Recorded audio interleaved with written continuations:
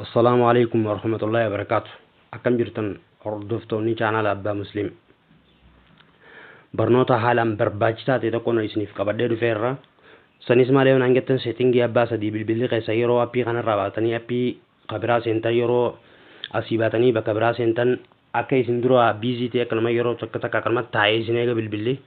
هنسا سو يردي كاشني تكفات تاي كانت تيجس بود سنيف رامي كبدا. namee dura bilbilee kana dararru jira akka akkasitti isin dararree fi ammas settingin tun faayidaa biraati isin qabdi.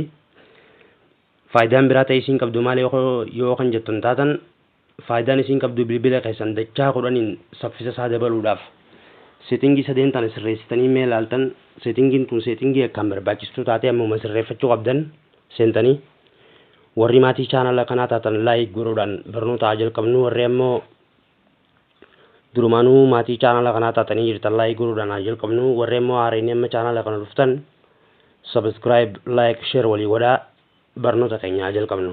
Settingii teessan keessan seentan memmaa seenuun settingii gad dhuftan sistemii tana keessan seentan about phone tana yoo isiniif didees bilbilee keessan akka xiyyaa kanatti bakka sarchii tana irra barreeffatan jechuudha. bakka sarchiisan irratti about phone jettanii barreeffannaan isiniif fida. About phone tana keessan seentan gaddeemtanii build number 1 joolaa lattan build number kuno tar torba tuytan memmaa tokko takka lama sadii afur shan ja'a torba ibooda deebitan settingii haaraa isinii baasa developer optionii kajoo kanarra ni tuytan. Eegas booda as keessantanii gaduma deemtan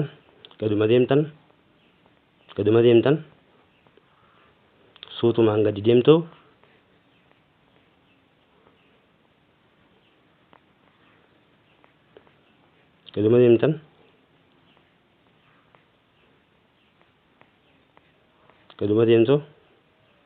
kunoo kana jechuu settingii sadeen tana ijaannee agartanii ni gartanii scale teetu tana majarashaa irratti tanarra tuytan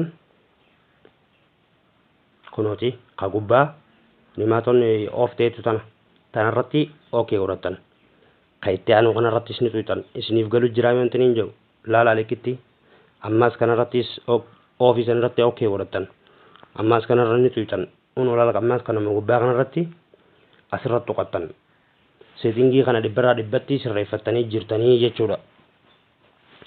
Warri settingii tana akkana sirreeffattan bilbila keessan mee laalaatii koomentii jalatti naaf barreessaa saffisa bilbila keessanii amma booda laalaatii naaf barreessaa. Obboleeyyan kiyya share walii godhaa barnoota isin irraa barattan kana obboleeyyan keessaniis akka harkanii barataniif share walii godhaa laayik godhuudhaan nu cinaa dhaabbadhaa nu jajjabeessaa barnoota biraa barnoota babbareedaa akka nuti qabannee isinii dhufnuuf dilata akka nu jajjabeessaa obboleeyyan kiyya galatoomaa subscribe warri godhin ammoo seenaa godhaa. السلام عليكم ورحمة الله وبركاته.